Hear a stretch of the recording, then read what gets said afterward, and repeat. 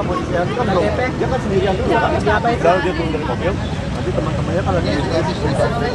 Gak apa-apa, nggak pakai. Hampir habis makan.